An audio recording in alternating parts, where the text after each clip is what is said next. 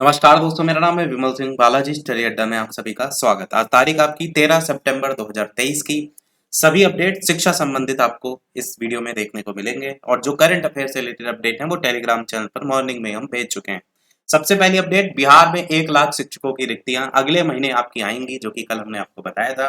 पटना से न्यूज है जिसमें छठी से 12वीं कक्षा के जो शिक्षक हैं करीब 1 लाख पदों पर नियुक्ति के लिए अक्टूबर में यहाँ पर बात की गई है। बिहार लोक सेवा आयोग बीपीएससी विज्ञापन निकालेगा और इस बहाली के लिए आवेदन करने वाले अभ्यर्थियों की जो परीक्षा है वो नवंबर माह में जो है वो ली जाएगी। मंगलवार को आयोग और शिक्षा विभाग के पदाधिकारियों की बैठक जो हुई उसमें शिक्षक नियुक्ति और वर्तमान में जो चल रही बहाली प्रक्रिया उसको लेकर के विचार विमर्श हुआ, जिसमें कक्षा 6 से 8 के जो शिक्षक हैं उनके 52,000 पदों पर बहाली का विज्ञापन जो है वो निकलेगा। साथ ही कक्षा 9, 10 और 11, 12 के जो शिक्षक के पद हैं उनका आकलन वर्तमान नियुक्ति पूरी होने के बाद किया जाएगा। और विभाग के जो पदाधिकारी हैं अनुमान लगाते हैं कि 9 से 12 तक में 50,000 पद हो सकते हैं और इस तरह करीब 1 लाख नए पदों पर नियुक्ति का विज्ञापन निकलेगा। अब यहाँ पर तो केवल और केवल कक्षा 6 से 8 52,000 पद और 9, 10 और 11, 12 के जो पद हैं वो आपके 50,000 पद, इनको मिलाकर के ही टोटल 1 लाख पदों की बात की गई है। यहाँ पर देखेंगे तो प्राइमरी को लेकर बात नहीं की गई। आगे भी और भी न्यूज है, उसमें भी हम बात करेंगे। आगे यहाँ पर लिखा है कि वर्तमान में 1,70,461 पदों पर चल रही जो नियुक्ति प्रक्रिया उसमें कक्षा 6 से 8 तक के जो शिक्षक के पद हैं उनको शामिल नहीं किया गया है। बैठक में बीपीएससी जो अध्यक्ष हैं और उन ये सभी लोगों के द्वारा ये सभी लोग मौजूद थे। अगली अपडेट देखेंगे, 1 लाख से अधिक शिक्षकों की अक्टूबर में आपकी निकलेगी बहाली और नवंबर में परीक्षा और रिजल्ट आपको देखने को मिलेगा। शिक्षा विभाग और बिहार लोक सेवा आयोग के बीच इसको लेकर सहमति बनी है। अब यहाँ पर साइड में आप देखेंगे तो बीएड पात्रता को लेकर के लिखा है कि बीएड पात्रता मामले में एडवोकेट जनरल से राय लेगा विभाग। बीपीएससी द्वारा जारी 1.70 लाख से जो शिक्षक की भर्ती है उसमें कक्षा 1 से 5वीं तक के लिए आवेदन करने वाले करीब 4 लाख बीएड डिग्री धारी जो है उनके आवेदक का भविष्य अभी अनिश्चित है। दरअसल इस वर्ग में उनकी उम्मीदवारी को सुप्रीम कोर्ट ने खारिज कर दिया था। बिहार लोक सेवा आयोग और शिक्षा विभाग के जो पदाधिकारी उनके बीच जो बैठक हुई उसमें इस संदर्भ में भी विचार विमर्श हुआ और निष्कर्ष ये निकाला गया कि इस मामले में विधि विभाग एडवोकेट जनरल की राय लेकर निर्णय जो है वो लिया जाएगा। महाधिवक्ता की राय के बाद बीएड डिग्रीधारियों के भविष्य पर शिक्षा विभाग और बीपीएससी फैसला लेगा और इस मामले में एनसीटी के आदेश की प्रतीक्षा भी की जा रही है।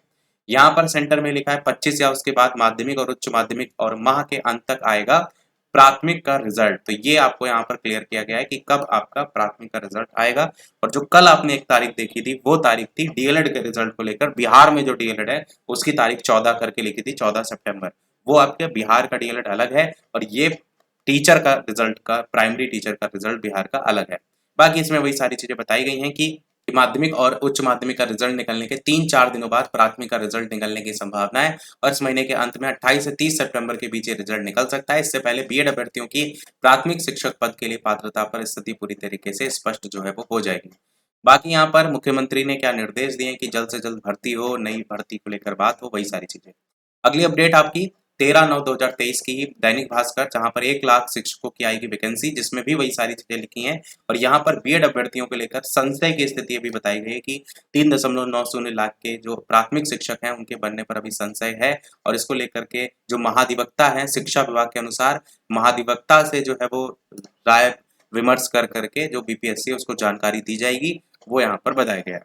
बाकी इसी के नीचे एक और पॉइंट लिखा हुआ है कि तो पुरुष से भरी जाएगी आरक्षित सीट। वर्तमान में 1.70 लाख शिक्षक भर्ती के लिए 75% रिजल्ट देने का लक्ष्य रखा गया है। इसमें कक्षा 1 से 5 तक की रिक्ति में 50% महिला अभ्यर्थियों के लिए रिजर्व है और 9 से 12 तक की जो रिक्ति उसमें 35% महिलाओं के लिए रिजर्व है।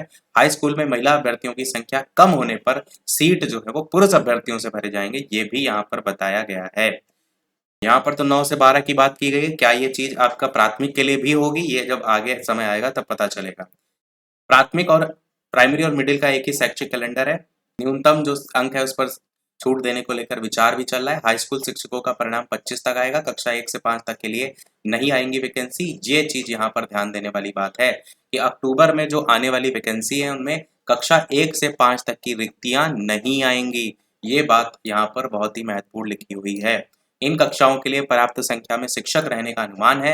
अभी 1.70 लाख शिक्षक भर्ती के दौरान कक्षा 6 से 8 तक की शिक्षक जो है उनके पद की रिक्ति नहीं थी, इसलिए कक्षा 6 से 8 तक की रिक्ति ज्यादा होगी। वैसे कुछ पद खाली भी रह जाएंगे, उनको लेकर के यहाँ बात नहीं की गई है, क्योंकि बात लगातार बीपीएससी कर रहा था कि जो पद खाली रह जाएंगे उनको भी हम आगे निकालेंगे, पर यहाँ पर उसको लेकर बात नहीं किया गया। अगली अपडेट, डीएलएड की स्टेट रैंक जारी हो गई है। 2.33 लाख सीटों पर प्रवेश के लिए काउंसलिंग 15 सितंबर से जो है वो शुरू होगी। प्रयागराज से जो है वो न्यूज है। बीएड की तर्ज पर काउंसलिंग में बदलाव किया गया है। डीएलएड को लेकर के जितने भी अभ्यर्थी हैं जिन्होंने इस बार आवेदन किया है, कमेंट में अवश्य बताइएगा। हम ये सोच रहे हैं कि कैसे का काउंसलिंग का प्रोसेस है, ये सारी चीजें भी आपको बताते हुए चले, और कमेंट में अवश्य बता दीजिएगा कितने लोगों ने आवेदन किया और कितनी उनकी स्टेट रैंक आ रही है।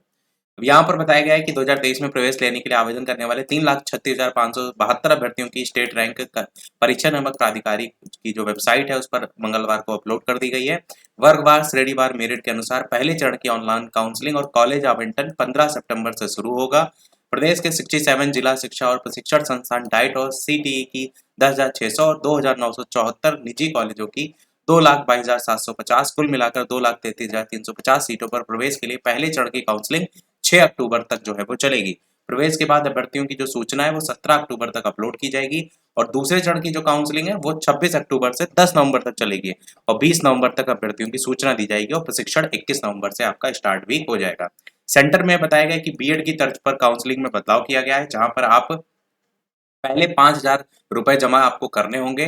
विकल्प भरने के बाद कॉलेज आवंटन होने पर संबंधित कॉलेज का अलॉटमेंट लेटर डाउनलोड करने के लिए 5,000 शुल्क देना होगा, और एक बार कॉलेज आवंटन होने के बाद अलॉटमेंट लेटर डाउनलोड ना करने पर 5,000 शुल्क की वापसी नहीं होगी, तो इसको जरूर डाउनलोड कर लीजिएगा।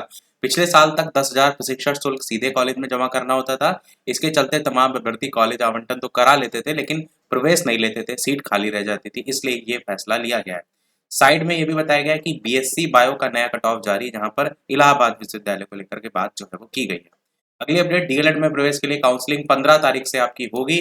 5 लाख से अधिक ने आवेदन किया है, जिसमें से जो टोटल कंप्लीट फॉर्म पड़े हैं वो 3,36,572 है, और यहाँ पर वेबसाइट पर उपलब्ध कराई गई है मेरिट। 5,000 रुपए होगी काउंसलिंग शुल्क। ये सारी चीजें हमने आपको बताई। ऑफिशियल वेबसाइट updled.gov.in है, इस पर विजिट करके आप जो कंप्लीट है वो कर सकते हैं। बाकी तारीख वगैरह तो हम ऑलरेडी बता चुके हैं। एक चीज यहाँ पर ये भी देखेंगे कि पहले चरण में अभ्यर्थियों के वर्गवार मेरिट के क्रम में राजकीय जिला शिक्षा और प्रशिक्षण संस्थान यानी कि डाइट और निजी संस्थानों में आवंटित सीटों के सापेक्ष संस्थान का विकल्प चुनने और अभ्यर्थियों के चुने विकल्प में एनआईसी लखनऊ द्वारा जो संस्थान आवंटन है उसको लेकर के काउंसलिंग प्रक्रिया स्टार्ट जो है वो होगी। इस चीज को ध्यान दीजिएगा। अगली अपडेट, बीएड अभ्यर्थियों पर अभी निर्णय नहीं है।